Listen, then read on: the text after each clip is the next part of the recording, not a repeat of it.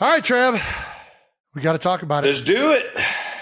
We talked a little bit about the London trip last week, but for those of you that don't know, we were commenting really from night one because we did the show right before night two. But on night three, something magical happened that I think everybody that is following your life would like to hear your viewpoint on and your commentary of. What's that?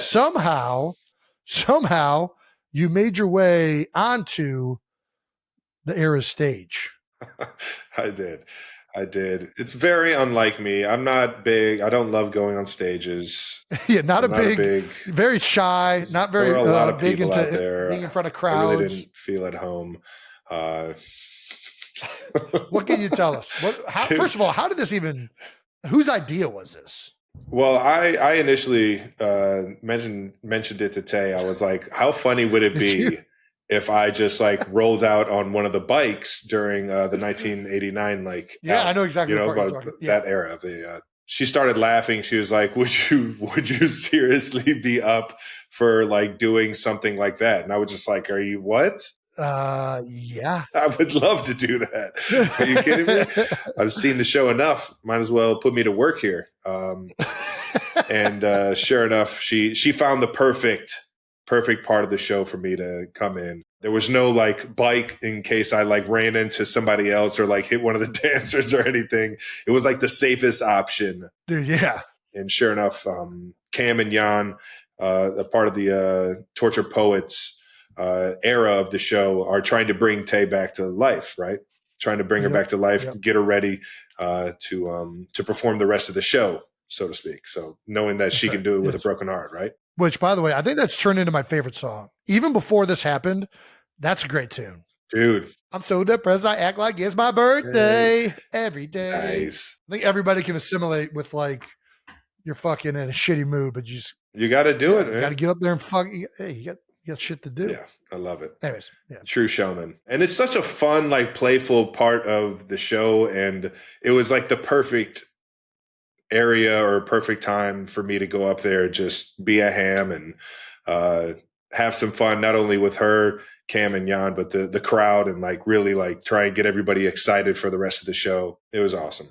It worked. You guys killed it. It was had an absolute blast. It was so fun to watch. And I had never like I always wanted to pull out this move, but I never knew like when I should pull it out, like an area where it made sense.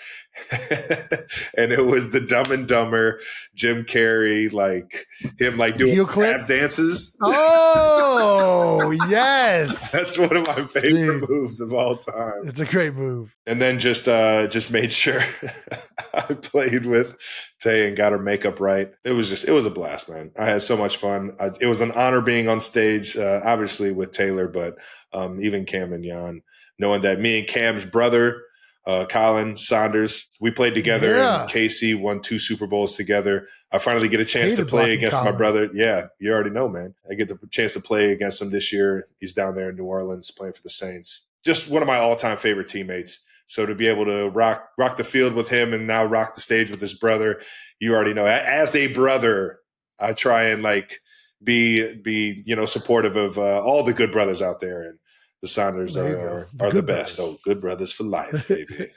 But yeah, it was an absolute blast. Yeah, shout out to Colin.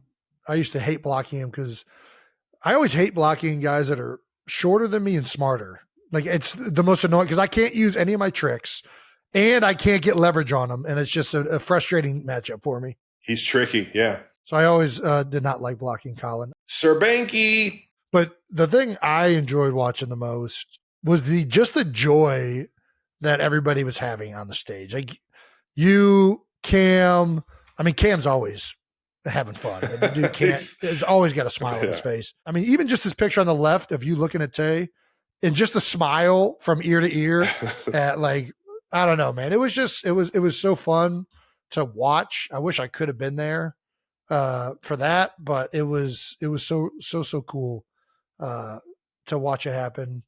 Did you ever think in a million years you'd be a backup dancer? Dude, I've always been a fan of dancers. We're going to get to that in a second. I'm a big fan of backup dancers being around because they keep things alive. You know what I mean? Like team. Yeah. I'm a team guy too. I'm a team guy. You're an energy I'm guy. an You're a energy team guy. You know what I mean? I like to. I'm in here. I'm in it for everybody to have a good time here, and it's so cool. I mean, I've seen the show so many times at this point that like I'll find myself in the crowd just like doing like the choreography to some of the You know like, the moves when and it's fun when the marks are. You already know it's fun to play along. So for them to be up for it, and not only that, help me and make me look like a pro, I guess. It was awesome. Dude, you killed it. I mean, I obviously, will say this. You got a lot of help. Are you kidding me? I was up there with 3 yeah. professionals, okay? And Exactly. you can do no wrong when Taylor's on stage because she's absolutely first of all, do yes, you can do some wrong. You can mess up a show. Oh, listen, the one thing I told myself is do not drop the baby. Do not drop this.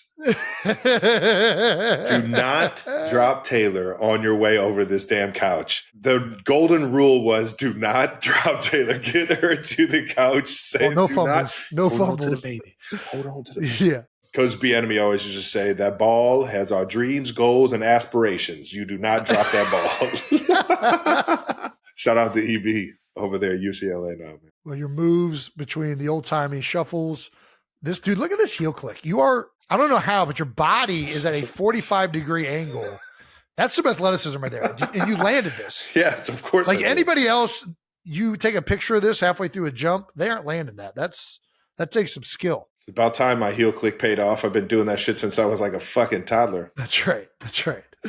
Did they cheer louder for this moment or like you scoring a touchdown in Arrowhead? Are you kidding me? Like, what is the more like rambunctious crowd in that moment? I would say that the touchdown cheers last a little longer. That makes sense. This is more like after the surprise. When everyone found out that it was me, because it took a second for everybody to figure it out, and then they kind of put the camera on me, Cam, and Jan, like the three of us coming up the stage or on top of the stage. And that moment was pretty like jarring. I was just like, oh shit. Whoa. And you don't realize how big that damn stage is. I mean, dude, it goes all the way out. It goes from like the end zone to the 50-yard line. As big as a football stadium, like in terms of length. Yeah. And then on top of that, it's like, I mean, it's almost like numbers to numbers. Like it's way bigger than I could have ever imagined. So being on the stage, I was just like, man, I feel tiny up here. Like I was just like, oh shit. But no, it was awesome. And I didn't disappoint Taylor, so that's all that really matters. Yeah, didn't mess the show up. So Travis, do not fuck this up, Travis. That was my number one goal. Do not fuck this up. Do not drop Taylor. Do not fuck this up.